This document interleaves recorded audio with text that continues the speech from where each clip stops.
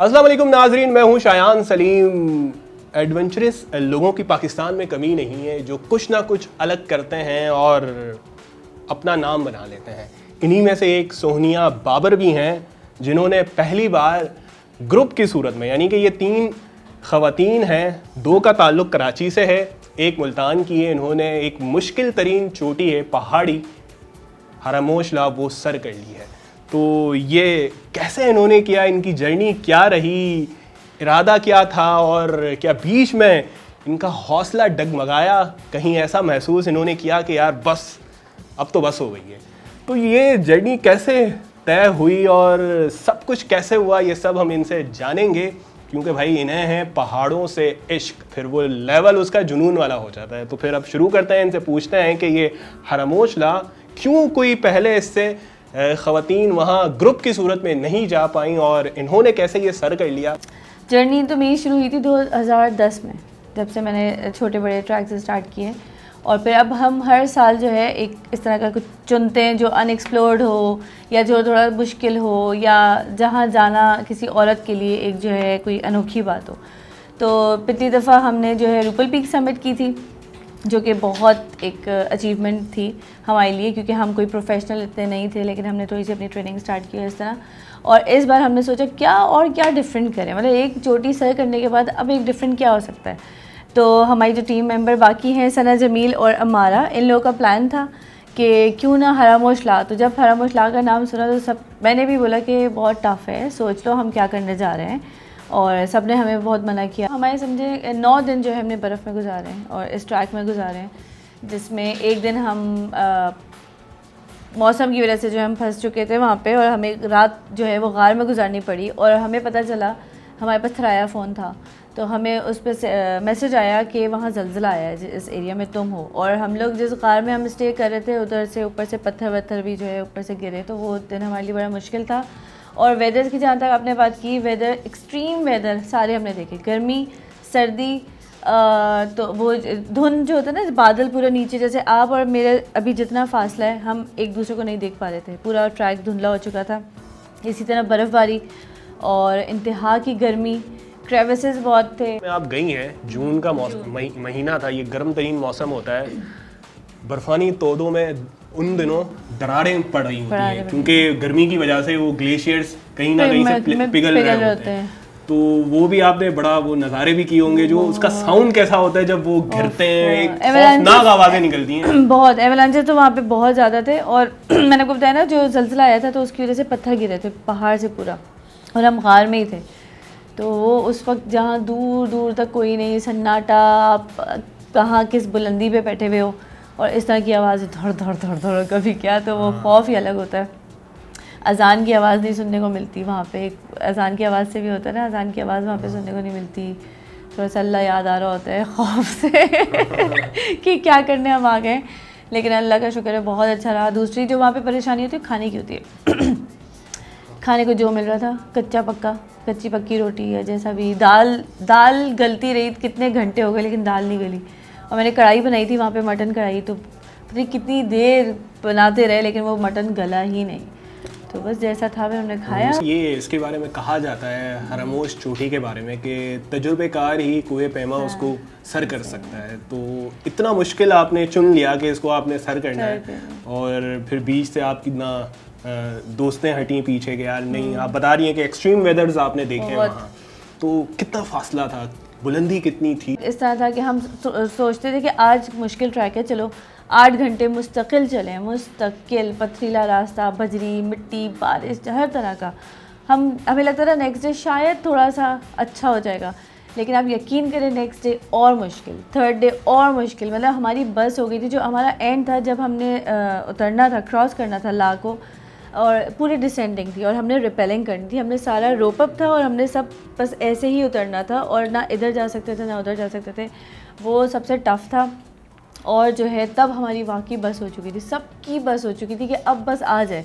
और वो गाइड कहते थे बाजी बस ये तो रहा 15 मिनट, वो 15 मिनट नहीं थे, वो 2 घंटे 2.5 घंटे। पाँव जो है फ्रीज़ हो चुके थे। बर्फ़, मुझे ऐसा लग रहा था जब मैं अपना स्टेप उठा के रख रही हूँ तो शायद एक बर्फ़ की तरह ना मेरा पाँव ऐसे टूट जाएगा, क्योंकि मेरे उसके लिए आपके इक्विपमेंट, आपका गियर जो है वो बहुत बहुत अच्छा होना चाहिए। मैंने आपको बताया कि हमने -20 सर्दी थी और हम कराची वाले, आप सोचें कराची वालों के लिए कितनी बड़ी बात है। तो तब हमारी जो है एंड हो गई थी। और जब हमने 8 दिन बाद जब घास पे, जब हरियाली पे पाँव रखा ना, आप वो फीलिंग आप सोच नहीं सकते। वो फीलिंग ही कुछ और थी कि हम दुनिया में वापस आ गए और हम ज़िंदा वापस आ गए, क्योंकि 12 घंटे तक हम चले। और ये नहीं कि आप सिंपल आप स्ट्रेट जो है आप उस पर चल रहे हो सड़क पे, वो इतनी चढ़ाई, कभी स्टीप था तो कभी बिल्कुल ही ऐसे था। ट्रैक के कुछ हिस्से ऐसे थे कि पाँव रखते थे और वो बजरी सी नहीं होती, बस पाँव रखा और आप स्लिप। मतलब हमारी जो एक मेंबर थी सना, वो तो स्लिप होते होते बस नीचे खाई थी, और वो हमारे दूसरे जो गाइड हैं, पोर्टर हैं, वो भागते हुए उन्होंने रोका, पाँव रख रहे थे और हम स्लिप हो रहे थे। बिल्कुल बिल्कुल स्टीप था, बिल्कुल स्टीप। और आपने ऐसे है स्टीप, और वो यहाँ मुड़ना था। वो यहाँ मुड़ने के लिए जो वो एक एक स्टेप था ना, वो बहुत, बस मत पूछे, मत याद दिलाए। तो एक फीमेल गई है वहाँ, और इससे पहले कोई भी नहीं गया, और ये ग्रुप की सूरत में पहली बार ये कारनामा अंजाम दिया है इन्होंने।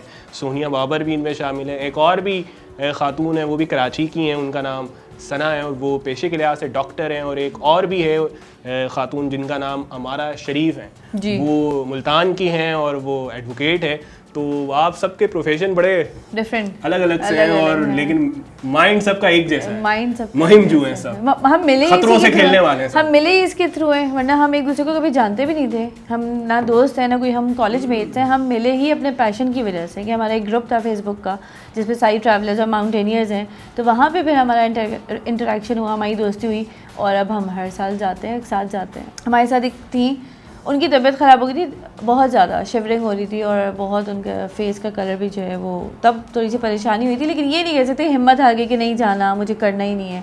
और अगर हम बीच में सोच रहे थे कि अगर नहीं जाना, आगे नहीं जाना, तो क्या वापस जाना है, तो वापसी का रास्ता इतना मुश्किल था, हमने कहा था हम आगे ही जाएंगे, पीछे तो कभी भी नहीं जाएंगे। है ना, आगे कुआं पीछे आगे ऐसे ही था। और आगे कुआं जो था उसका हमें पता नहीं था, थोड़ा सा एक उम्मीद थी कि शायद कुछ अच्छा हो, लेकिन जो पीछे हम गुजार के आ चुके थे उसका हमें पक्का यकीन था कि वो क्या है। तो हमने कहा था वापस तो हम यही रह लेंगे, मर जाएंगे, वापस उस रास्ते से नहीं जाएंगे। अच्छा सोनिया, ये सजना सवरना भी हमने तस्वीरों में देखा, बड़ा मेकअप शेकअप हुआ हुआ है भाई। तो ये इतनी हाइट पे और इतनी मुश्किलात थी, तो ये इसका वक्त मिल जाता था? यानी कि आपको पता है कि हम आगे मजीद हमने इम्तिहान से गुजरना है, आगे चैलेंजेस ही चैलेंजेस हैं, फिर भी मेकअप शेकअप ये वो, ये क्या था फिर? ये जैसे वो कहते हैं ना, एक इंसान खाने के बगैर नहीं रह सकता, तो औरत मेकअप के बगैर कहाँ रह सकती है? चाहे वो पहाड़ हो, चाहे वो ज़मीन हो, समंदर हो, मैं तो कहती हूँ दुनिया की कोई भी जगह हो, मेरा नहीं ख्याल कि औरतें जो हैं वो हर जगह अच्छा लगना चाहती हैं।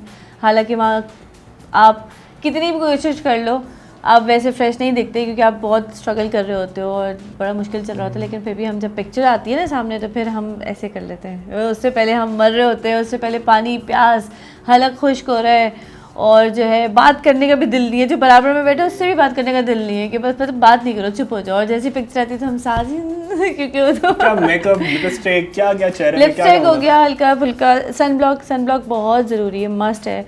और आपको पता है ख़वातीन तो अपने फेस को लेके, अपने स्किन को लेके बहुत कॉन्शियस होती हैं। तो अगर वहाँ पे सनब्लॉक आपने यूज़ नहीं किया तो आपकी स्किन पूरे साल के लिए आप समझे तबाह। हमने कितना सनब्लॉक लगाने के बावजूद हमारा सनबर्न हुआ है, हमारा टैन हुआ है, हमारी पूरी नोज़ की जो स्किन है वो पील हुई थी, हमारे होंठ जल चुके थे, हम खाना नहीं खा पा रहे थे। इवन चाय, मुझे चाय चाहिए होती है, तो चाय पीना थी लेकिन पी नहीं पा रहे थे, क्योंकि पी रहे थे यहाँ पे पूरे लिप्स पे जलन हो रही थी।